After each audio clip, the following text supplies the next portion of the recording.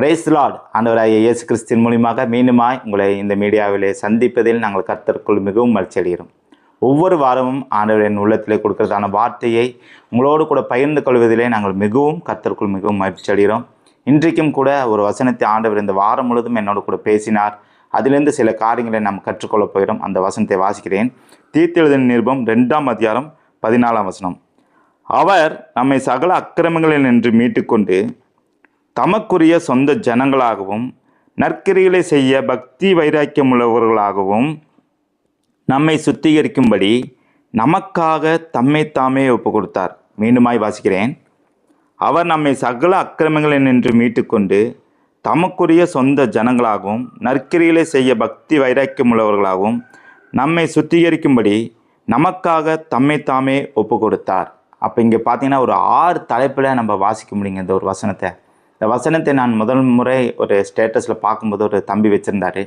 அதை பார்க்கும்போது இந்த வசனம் இந்த வாரம் முழுவதும் என் உள்ளத்தில் பெரிய ஒரு பாரத்தை ஏற்படுத்தினது. இந்த ஒரு வசனத்துக்குள்ளே இவ்வளோ ஆவிக்குரிய அர்த்தம் இருக்கா, நம்ம இதை தெரியாமல் எத்தனை நாள் விட்டுட்டோமே அப்படின்னு சொல்லி இந்த வசனத்தை வாசிக்கும்போது எனக்கு அது உள்ளத்தில் மிகவும் நான் நெருக்கப்பட்டு ஆண்டவர் சமூகத்தில் கேட்டேன், அப்பா இதில் ஒரே வசனத்திலேயே இவ்வளோ காரியங்களை எனக்கு வெளிப்படுத்தினீங்களே அப்படின்னு சொல்லி ஆண்டவருக்கு முதலாவது நன்றி செலுத்தினேன். இதில் 6 தலைப்பில் ஆண்டவர் என்னோடு கூட பேசினார். ஒவ்வொரு வாரமும் ஒவ்வொரு தலைப்பிலையும் நம்ம தியானிக்க போகிறோம். இன்றைக்கு பார்த்தீங்கன்னா எல்லா விதத்திலும் அக்கிரமம், நம்ம செய்ததான அக்கிரமத்தின் நிமித்தமாக அவர் வந்ததை குறித்து நம் சில வசனத்தை வைத்து ஆதாரமாய் நம்ம பார்க்கலாம். அதற்கு உண்டான முதல் வசனம் பார்த்தீங்க அப்படின்னா மத்தேயு எழுதின சுவிசேஷம் 1ஆம் அதிகாரம் மத்தேயு 1:21 வாசிக்க முடியும். அவள் ஒரு குமாரனை பெறுவாள், அவருக்கு இயேசு என்று பெயரிடுவாயாக, ஏனெனில் அவர் தமது ஜனங்களின் பாவங்களை நீக்கி அவர்களை இரட்சிப்பார் என்றார். அப்போ இங்கே பார்த்தீங்கன்னா அவள் ஒரு குமாரனை பெறுவாள், அவருக்கு இயேசு என்று பெயரிடுவாயாக, ஏனென்றால் அவர் தமது ஜனங்களின் பாவங்களை நீக்கி அந்த அக்கிரமங்களெல்லாம் நீக்கி இரட்சிப்பார் அப்படின்னு சொல்லி இந்த வசனத்தை வாசிக்க முடியும். அப்போது இந்த பூமியில் பிறந்த எல்லாருடைய ஜனங்களின் பாவங்களை அக்கிரமங்களை நீக்க தான் அவர் பிறந்தார் அப்படின்னு பார்க்கலாம். அந்த வசனத்தில் எல்லாவற்றிலும் பாவங்கள், அதாவது அக்கிரமங்கள் எல்லாவற்றையும் அவர் நீக்கிறார் அப்படின்னு வாசிக்கிறோம். இன்னொரு வசனத்தை வாசிப்போம். கலாத்தியர் 1:4 வாசிக்க முடியும். கலாத்தியர் 1ஆம் அதிகாரம் 4ஆம் வசனம்.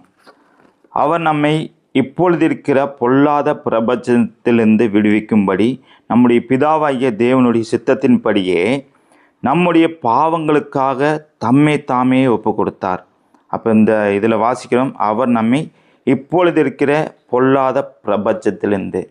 அப்போ இங்கே வாழ்ந்து கொண்டு இருக்கிறதான இந்த பூமியில் இந்த பொல்லாத பிரபஞ்சத்திலிருந்து என்ன பண்ணுறாருன்னா விடுவிக்கும்படி, அதாவது அந்த அக்கிரமங்கள்லேருந்து விடுவிக்கும்படி, இந்த பொல்லாத பிரபஞ்சத்திலேருந்து விடுவிக்கும்படி என்ன பண்ணுறாருன்னா தம்மை தாமே ஒப்பு கொடுத்தான்னு சொல்லி வாசிக்க முடியும். இன்னொரு வசனத்தை நான் வாசிப்போம். எபிரேயர் 13:12 வாசிக்க முடியும்.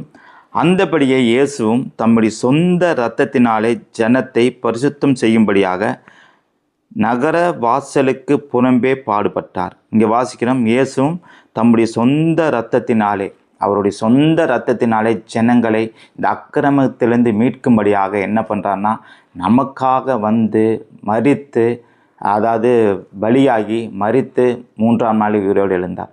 அவருடைய சொந்த இரத்தத்தினால் அவருடைய பிறப்பு பரிசுத்தம், அவருடைய வாழ்க்கை பரிசுத்தம் எல்லா விதத்திலும் என்ன பண்ணுறாருன்னா பரிசுத்தம் செய்யும்படியாக.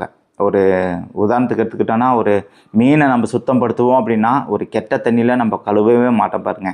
அதுக்கு வேணும்னா நல்ல தண்ணியில் 2 டைம் 3 டைம் 4 டைம் அதை கழுவுவோம். ஏன்னா மீனை சுத்தப்படுத்தணுன்னா நல்ல தண்ணி மிகவும் மிகவும் அவசியம். அதே போல தான் இயேசு கிறிஸ்துவோடைய ரத்தம் நம்மளை சகல பாவங்களை நீக்கி நம்மை சுத்திகரிக்கும் என்று வேதத்தில் வாசிக்க முடியும். அப்போ இந்த வாரம் முழுவதும் தியானித்ததான வசனத்தை இந்த 6 தலைப்பில் நம்ம தியானிக்க போகிறோம். இன்றைக்கி அக்கிரமம். இன்றைக்கி பார்த்திங்கன்னா எல்லா விதத்திலும் இந்த பூமி அக்கிரமத்தினால் நிரம்பி இருக்குங்க. அந்த ஒரு குறிப்பிட்ட நாட்கள் எடுத்துக்கொள்ளுவோம். ஒரு 20-30 வருஷத்துக்கு முன்னாடி உலகம் எப்படி இருந்தது, இந்த பூமியில் எப்படி இருந்ததும், நம்ம எப்படி வாழ்ந்தோம், இதை கேட்டுக்கொண்டிருக்கிறதான மூத்த சகோதரிகள் சகோதரிகள் இருப்பீங்கன்னா நம்மளுடைய கடந்த கால வாழ்க்கையை நினச்சி பார்ப்போமா. எப்படின்னா ஒரு 30 வருஷத்துக்கு முன்னாடி நம்ம எப்படிப்பட்டதான வாழ்க்கை வாழ்ந்துட்டு இருந்தோம், இந்த நாட்களில் நடக்கிறது போல் அந்த நாட்கள் இருந்ததா அப்படின்னு பார்க்கும்போது எல்லா விதத்திலும் இல்லைங்க. அந்த நாட்களில் அப்படி இல்லை. எல்லா விதத்திலும் அக்கிரமங்கள் இன்றைக்கி அநேக விதத்தில் ஆயிடுச்சு. அதனால தான் ஆண்டவர் சொல்கிறாரு, எல்லாத்துடைய அக்கிரமத்து நிமித்தமாக தான் அவர் பூமிக்கு வந்தார். அது இன்றைக்கி முதல் காரியம் என்ன பார்த்துருக்கோன்னா, அக்கிரமங்கள் பார்த்துட்ருக்கோம். அப்போ இன்றைக்கி பூமியில் அக்கிரமங்கள் அதிகமாக இருக்குது. அந்த அக்கிரமங்கள்லேருந்து ஆண்டவர் விடுதலை பண்ணணும், நம்மளை இன்னும் அதிகமாய் மாற்றணும். நம்ம ஒரு தலைப்பை தான் பார்த்துருக்கோம். அதுக்கப்புறம் மீட்டு கொண்டு தமக்குரிய அவருக்குரிய பிள்ளையாய் மாற்றினார். அப்புறம் நற்கிரிகளை செய்யவும் பக்தி வரையாக்கி உள்ளவர்களாய் மாற்ற போகிறாரு. அதே போல் நம்ம சுத்திகரிக்கும்படி அவர் வந்தார். அதே போல் நமக்காக தம்மை தாமே ஒப்பு கொடுத்தார். இந்த 6 தலைப்பில் 6 வாரத்தில் நம்ம இந்த சண்டே ஷார்ட் மெசேஜில் நம்ம பார்க்கலாம். இன்றைக்கி பார்க்குறோன்னா எல்லா விதத்திலும் அக்கிரமம். ஒரே ஒரு வசனத்தை மட்டும் நான் சொல்லி நிறைவு செய்ய போகிறேன். மத்தேயு 24:12 வாசிக்க முடியும். அக்கிரமம் மிகுதியாவதினால் அநேகருடைய அன்பு தணிந்து போகும் அப்படின்னு சொல்லி.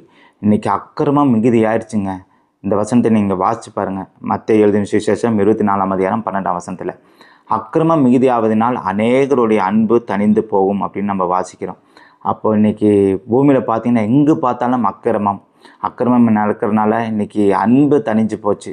யாரையுமே நம்ம அன்பாக பார்க்க முடியாத சூழ்நிலையில் மாறிட்டோம். அதனால் இன்றைக்கி ஒரு தீர்மானம் எடுப்போம்.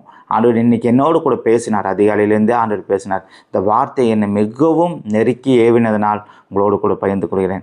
இன்றைக்கி நம்ம ஒரு தீர்மானம் எடுப்போம். அன்போடு நம்ம வாழ்வோம். அக்கிரமத்தெல்லாம் செய்கிறவங்களெல்லாம் நம்ம மன்னிப்போம். நம்ம அக்கிரமம் செய்யாதவர்களாய் மாறுவோம். ஆண்டவர் சொல்கிறபடி அன்புள்ள பிள்ளைகளாய் அவர் நம்மளுக்காக வந்ததை நம் நினைவு கூர்ந்து எல்லாவற்றிலும் நம்ம ஒருவர் அன்பு கூறுவோம். வேதம் சொல்கிறது, நான் உங்களிடத்தில் அன்பு கூர்ந்தது போல நீங்களும் பிறனிடத்தில் அன்பு கூறுவாயாக என்கிறதான கட்டளையிலே முழு வேதாமும் அடங்கிருச்சுங்க. இன்றைக்கி முழு வேதாமத்தை நம்ம பார்ப்போம் அப்படின்னா, இந்த ஒரு வசனத்தில் ஆண்டவர் எல்லாவற்றையும் கட்டளைகளெல்லாம் நிறைவேற்றினார், பிரமாணங்கள்லாம் நிறைவேற்றினார். இன்றைக்கி அவர் கொடுத்ததான எல்லா 10 கட்டளைகளும் இந்த ஒரு வசனத்திலே நிறைவேறப்பட்டுள்ளது. அதனால தான் சொல்கிறார், ஆண்டவரே சொல்கிறாரு, நான் உங்களிடத்தில் அன்பு கூர்ந்தது போல் நீங்களும் பிறனிடத்தில் அன்பு கூறுவாயாக அப்படின்றாரு. அப்போ அவர் எப்படி அன்பு கூர்ந்தார்?